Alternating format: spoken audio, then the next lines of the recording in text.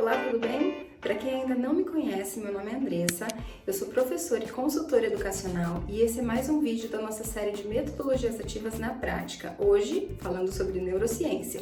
Então pega um papel, uma caneta, uma garrafinha de água, porque a hidratação é muito importante, e vem comigo que a gente tem muito assunto para conversar. Bom, e o que é neurociência?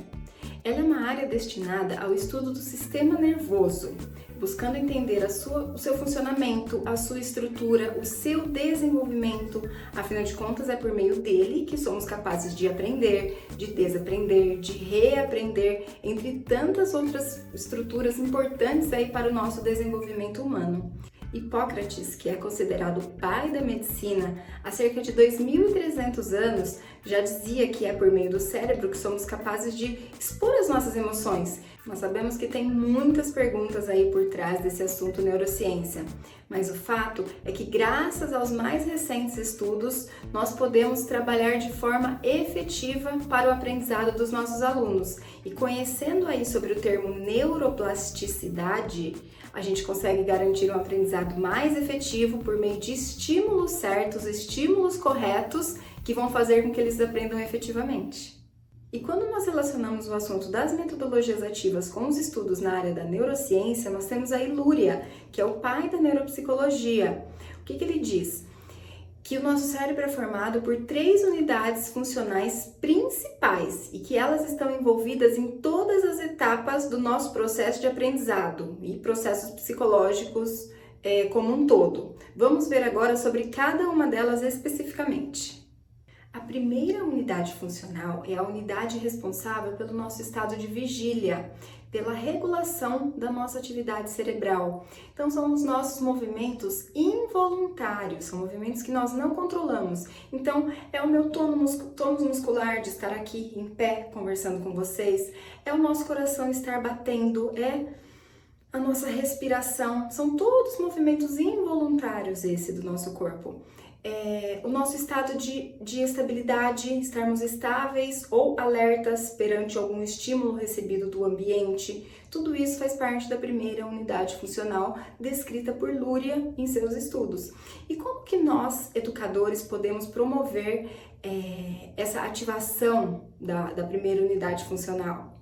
Nós podemos, por exemplo, promover momentos de oxigenação cerebral. Como que a gente consegue promover um momento desse de oxigenação cerebral? Por meio do movimento. Então, quando a gente propõe algum movimento aos nossos alunos, ou até mesmo a qualquer pessoa, até a nós mesmos, nós fazemos com que o nosso sangue circule mais rapidamente pelo corpo e leve glicose e oxigênio ao nosso cérebro. Isso vai fazer com que ele fique mais ativo. Então, às vezes você está dando a sua aula, seja presencial ou de forma online, e os alunos já estão com a atenção um pouquinho comprometida ali.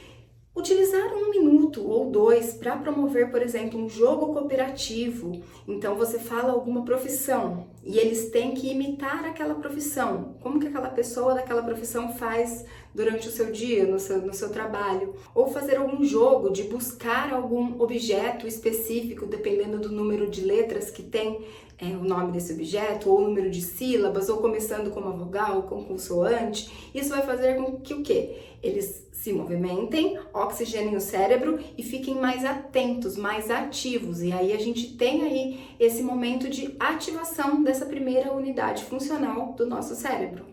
A segunda unidade funcional é a unidade responsável pelo recebimento, armazenamento e análise das informações recebidas pelo ambiente em que nós estamos. É a decodificação das informações. E como que isso é recebido? Por meio dos nossos órgãos do sentido, pelo nosso sentido. Então, quais são os 5 sentidos mesmo? Olfato, paladar, tato, visão e audição. Então, por meio desses estímulos que são recebidos, nós conseguimos interpretar as informações de acordo com a forma que ela está sendo recebida. E aí eu vou falar sobre os diferentes estilos de aprendizagem. Vocês já ouviram falar nisso? São aquelas pessoas que são mais visuais, por exemplo, aquelas que precisam ver determinado conteúdo para conseguir entender e aprender. Também tem aquelas pessoas que são mais auditivas. Se elas não ouvirem uma explicação, alguém falando sobre, ver algum vídeo, escutar, algo relacionado ao assunto, fica mais difícil esse aprendizado. E tem as pessoas sinestésicas. Sinestésicos são aqueles que precisam praticar, colocar a mão, experimentar. Eu sou uma mistura aí deles e você. Você já parou para pensar em qual que você é? E os nossos alunos? Como que eles aprendem? Qual que é o estilo de aprendizagem de cada um deles? Quando a gente vai propor atividades, se a gente propor atividades que envolvam esses 5 sentidos, a gente consegue atingir um número maior de alunos. A gente não precisa ensinar de uma forma específica para cada um deles, mas misturar diferentes recursos, e por isso que a gente pensa nas metodologias ativas. Então, quanto mais oportunidade de ensinar o determinado assunto de várias maneiras, de maneiras diferentes, melhor é para o aprendizado deles.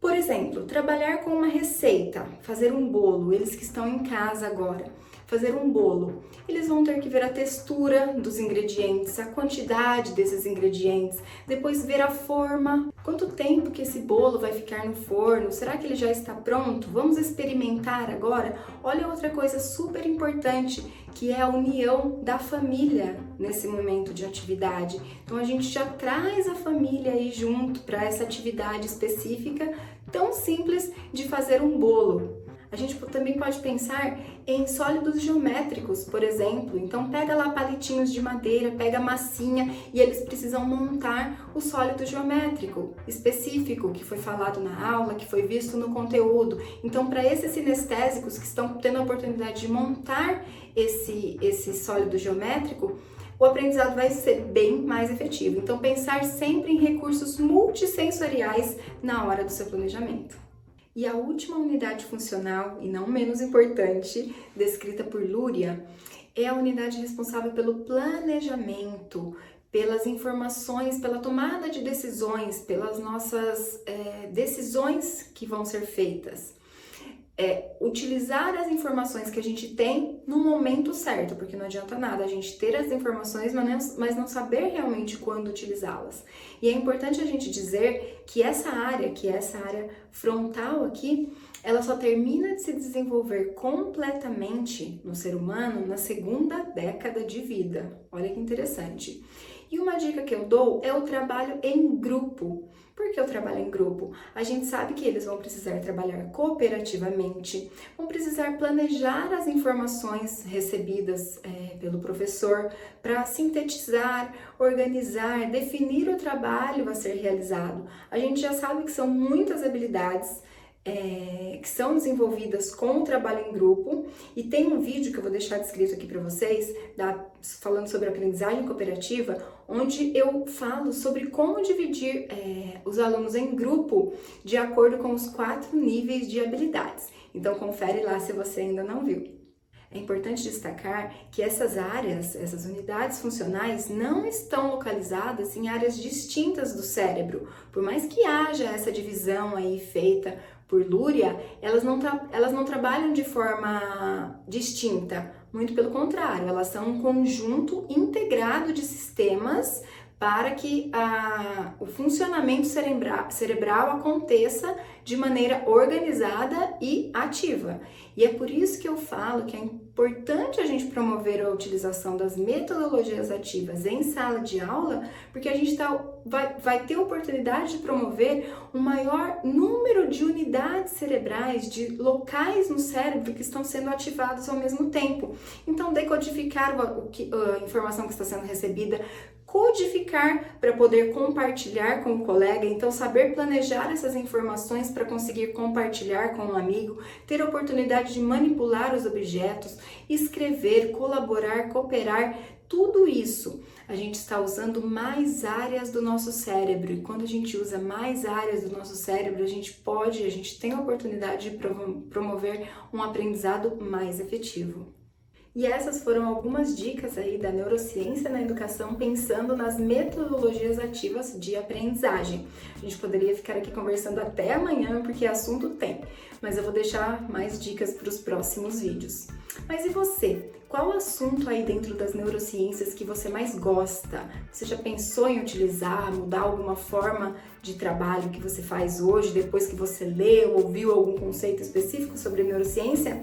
Deixa aqui pra gente nos comentários que eu vou adorar ler e ver a participação de vocês, tá bom? Então um abraço e a gente se vê no próximo vídeo. Até lá!